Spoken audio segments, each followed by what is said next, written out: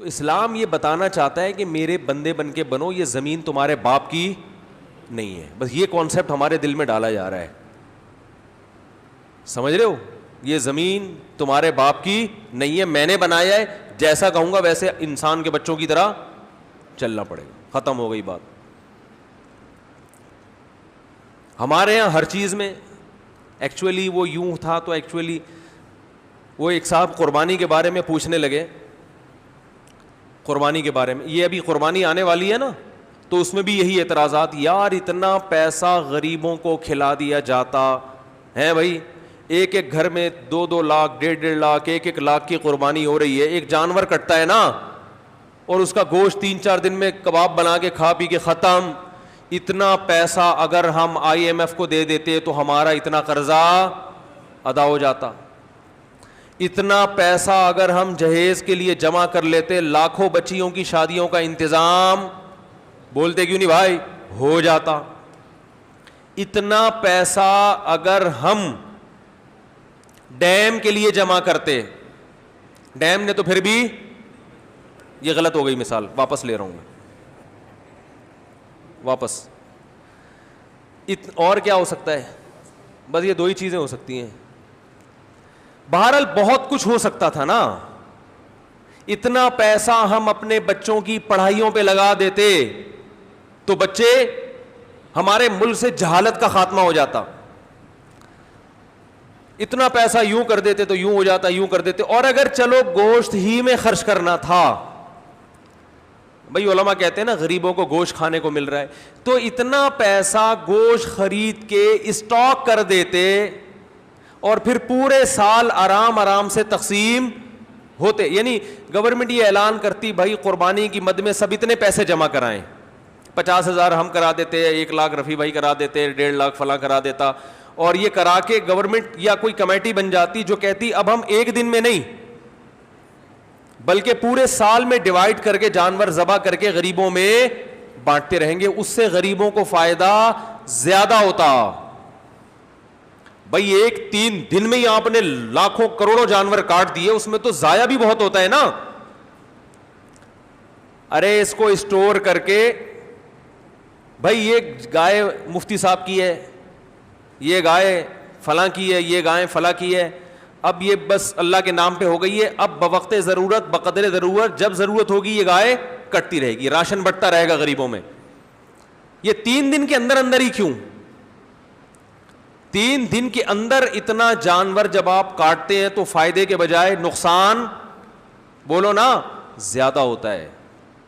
معاشی لحاظ سے جانور کے گوشت کی قیمت بہت زیادہ اوپر چڑھتی ہے, جو ظاہری کیلکولیشن بتاتی ہے, حقیقت تو اللہ ہی جانتا ہے.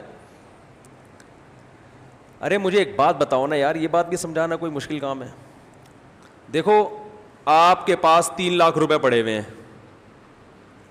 یا 2 لاکھ روپے پڑے ہوئے ہیں, ماہرین معیشت کیا کہتے ہیں, وہ 2 لاکھ ایک دن میں خرچ کر لو یا پورے سال ڈیوائڈ کر کے خرچ کرو, زیادہ بہتر کون سا کیا عمل ہے؟ پورے سال ڈیوائڈ کرو. ایسا ہی ہے نا.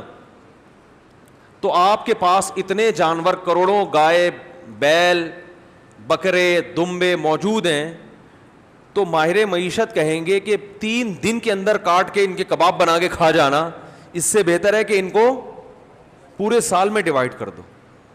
کچھ محرم میں کٹیں گے, کچھ سفر میں کٹیں گے, کچھ ربیع الاول میں کٹیں گے, اس سے گوشت کی قیمت بھی کیا رہے گی, ہمارے کنٹرول میں رہے گی, وافر مقدار میں غریبوں کو گوشت بھی ملتا رہے گا. عقل تو یہی کہتی ہے. اسی وجہ سے یہ لبرلز لوگوں کو بڑے اعتراضات ہوتے ہیں, یار یہ کون سی قربانی ہے یار, یہ کیا ہے یار, یہ کون سا طریقہ ہے یار, جانور لاؤ کاٹو, جہاں پہ کسائی لے گیا نکال کے, اور کھال جو ہے نا وہ فلان لے گئے اور پھر وہ کھایا پیا 3 دن ہلا گلا. کچھ لوگ اسٹور کر لیتے ہیں لیکن وہ بھی اپنے لیے کرتے ہیں, غریبوں کے لیے تھوڑی کرتے ہیں. محرم میں حلیم پکا دیا اس سے, بس اس کے بعد نہیں چلتا وہ. تو یہ کیا ہو رہا ہے؟ دوسری بات, گوشت خرید کے اگر وہ سستا پڑتا ہے, جانور خرید کے کاٹ کے کھایا جائے تو وہ اور زیادہ مہنگا پڑتا ہے. تو یہ کروڑوں روپے کا سرمایہ اس طرح بھی ہلاک ہو رہا ہے. ارے یہی بکرا آپ عام دنوں میں خریدو آدھی قیمت پہ ملے گا, بلکہ گوشت خریدو تو اور سستا ملے گا, اور گوشت بھی اپنی مرضی کا ملے گا. جو سری پائے کے عادی نہیں ہیں وہ سری پائے نہ خریدیں, لیکن یہی آپ بقرعید والے دن خریدو تو ڈبل قیمت پہ. کیا خیال ہے بھائی؟ اور اگر کاٹنا ہی تھا تو جو لنگڑے لولے جانور ہیں ان کو کاٹ دو, گوشت تو سب میں ایک ہی جیسا نکلتا ہے نا. ارے کسی کا جانور لنگڑا ہے, اندھا ہے, کاڑا ہے, کنکٹا ہے, وہ تو ویسے ہی گوشت پہ تھوڑی کوئی اثر پڑتا ہے. جانور اندھا ہو, گوشت تھوڑی اندھا ہے. لیکن شریعت نے کیا کہا؟ معذور جانور کی قربانی, بولو بھائی, نہیں ہے. یہ تو ایک اور اعتراض ہمارے لیے کھڑا کر دیا. تو اتنے سارے اعتراضات قربانی پہ ہوتے ہیں, ان سب کا ایک ہی جواب ایک حدیث میں موجود ہے. صحابی نے پوچھا یا رسول اللہ یہ قربانی کیا ہے؟ آپ نے فرمایا سنت ابیکم ابراہیم, تمہارے باپ ابراہیم کی سنت, بس اور کوئی لاجک نہیں ہے. جب اللہ نے ابراہیم علیہ السلام کو حکم دیا بیٹے کو ذبح کرو, تو اس کی کوئی لاجک سمجھ میں آتی ہے؟ ابھی تو گائے کاٹنے کا کہا جا رہا ہے, بیٹا کاٹنا تک کا تو کوئی تک بنتا ہے ہی نہیں. بھائی بیٹے کو کاٹنے کا حکم دیا جائے, یہ کسی لبرل کو آپ سمجھا سکتے ہو اس کی حکمت ہے بھائی؟ اقوام متحدہ کو قائل کر سکتے ہو کہ بیٹا کاٹنا بھی اس کی کوئی تک بنتا ہے اس کا؟ وہ مانیں گے؟ ہے بھائی؟ کسی کو بھی بٹھا کے سمجھاؤ یار فلاں کو اللہ نے حکم دیا بیٹا کاٹو, تو آپ فوراً کہو گے یار ہو سکتا ہے وہ بیٹا چور ہو, معاذ اللہ, یا وہ بیٹا اتنا بڑا مجرم ہو کہ اس نے کئی لوگ کاٹ چکا ہو. تو اب باپ کو کہا جا رہا ہے اس بیٹے کو کاٹو تاکہ مزید لوگ نہ کٹیں, ڈاکو ہو, چور ہو, ہے نہ بھائی. وہ بیٹا بھی کون ہے؟ اسماعیل,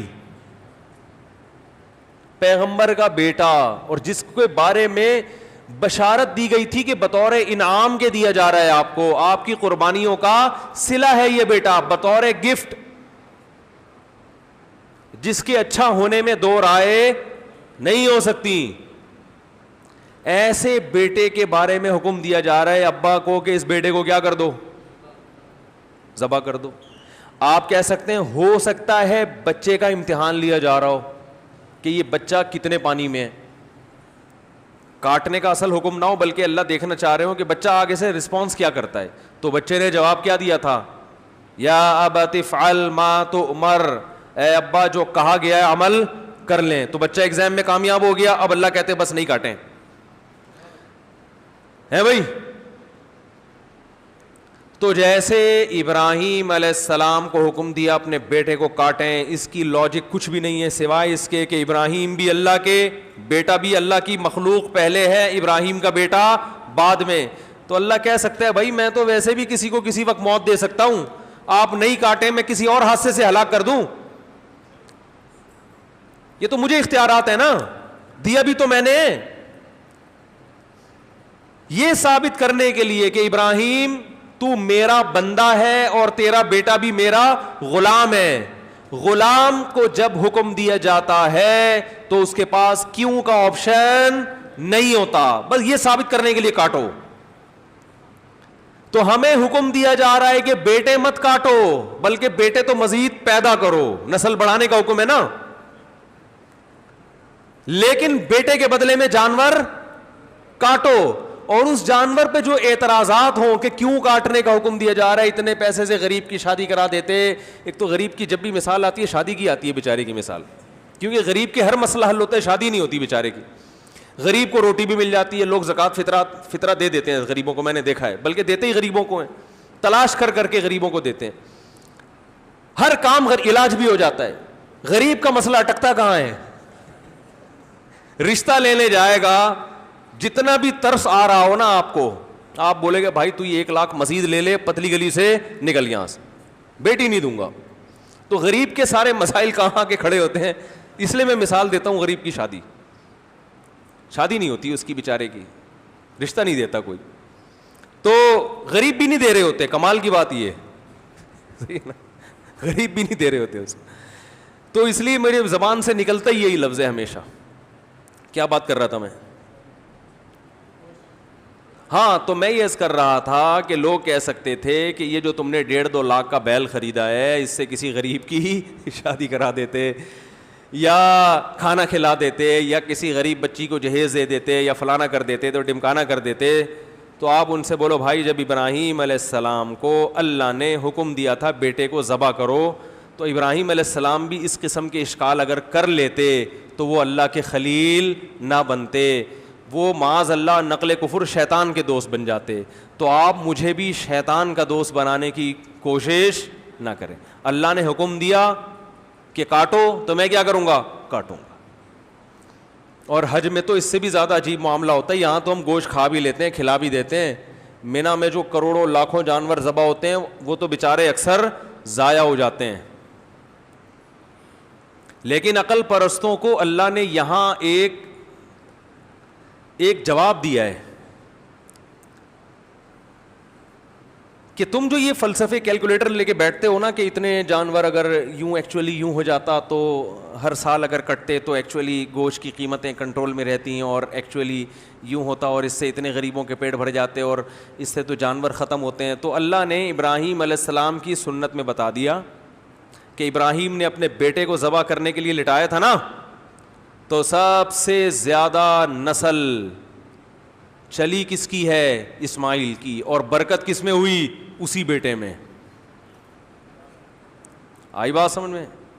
کوانٹٹی کے لحاظ سے بھی اور کوالٹی کے لحاظ سے بھی.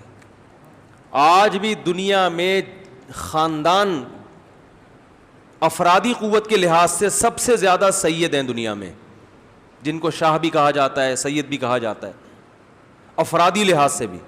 اور روحانی اعتبار سے سید الانبیاء محمد صلی اللہ علیہ وسلم اللہ نے حضرت اسماعیل کی اولاد میں پیدا کیے. تو پتہ چلا کہ بھائی جو اللہ کے لیے کٹے گا بڑھے گا بھی, بولو نا وہی. کتے تو 12 بچے دیتے ہیں اور کئی سال ہو گئے KMC والے نہیں مار رہے, پھر بھی اتنے نہیں ہوئے ہیں بھائی, یہ تو اللہ کا فضل ہو گیا. لیکن گائے, بیل, بکرے, دمبے روزانہ کروڑوں کی تعداد میں کٹتے ہیں, اتنے کہ ہمارے تصور سے جب بھی شنواری جاؤ گے 8-10 بکرے لٹکے ہوئے نظر آئیں گے آپ. ہر ہوٹل پہ یہی ہے. او بھائی سال میں ایک بچہ دیتی ہے بکری یار, گروتھ ریشو کیا ہے, ایک بچہ سال میں. کٹ روزانہ رہا ہے, روزانہ.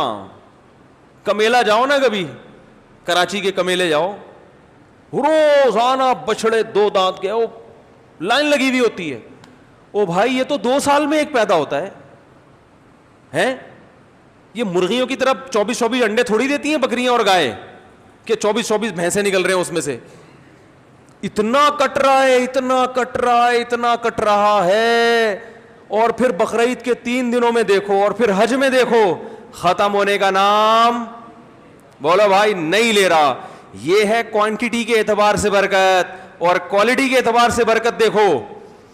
جو طاقت صحت اللہ نے ان 4 جانوروں کے گوشت میں رکھی ہے وہ کسی اور کے گوشت میں نہیں ہے. مرغی کھانے سے طاقت, بول لو, مرغی کچھ نہیں بگاڑ سکتی آپ کا.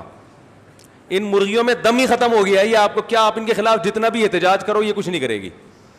بکرے کے خلاف بولنے سے پہلے سوچنا صحیح ہوتا. روحانی برکت بھی ہے. تو خیر میں یہ کر رہا تھا کہ نبی صلی اللہ علیہ وسلم نے فرمایا یہ قربانی کیا ہے, تمہارے باپ ابراہیم کی سنت. اس میں بتا دیا کہ قربانی وہ کرے گا جو اپنے آپ کو اللہ کا غلام سمجھتا ہے کہ میرے رب نے جس بات کا مجھے حکم دے دیا میں اس کا پابند ہوں, میری سمجھ میں آئے یا نہ آئے. اور آپ دیکھو کیسا عجیب حکم ہے, 3 دن تک آپ جانور کاٹ سکتے ہو. تیسرے دن کا سورج غروب ہوا, اب آپ جانور نہیں کاٹ سکتے. وہ کاٹنا عبادت نہیں ہے. اب وہ ایک جانور ہے, گوشت کھانا ہے تو کاٹ لیں, نہیں کھانا تو چھوڑ دیں, قربانی نہیں ہوگی. حالانکہ وہی جانور ہے, وہی نیت ہے, لیکن اللہ نے کہا نہیں یہ عبادت ہے. عبادت ٹائم کے اندر ہوتی ہے. ٹائم جو جس چیز کا ٹائم ہے اسی ٹائم پہ. عید کی نماز عید کے دن ہوگی, آج اگر کوئی عید کی نماز پڑھنا چاہے تو تھوڑی ہوگی. تو اسی طرح یاد رکھیں جیسے اللہ نے قربانی کا حکم دیا یہ بتانے کے لیے کہ اس حکم پر وہی عمل کریں گے جو مجھے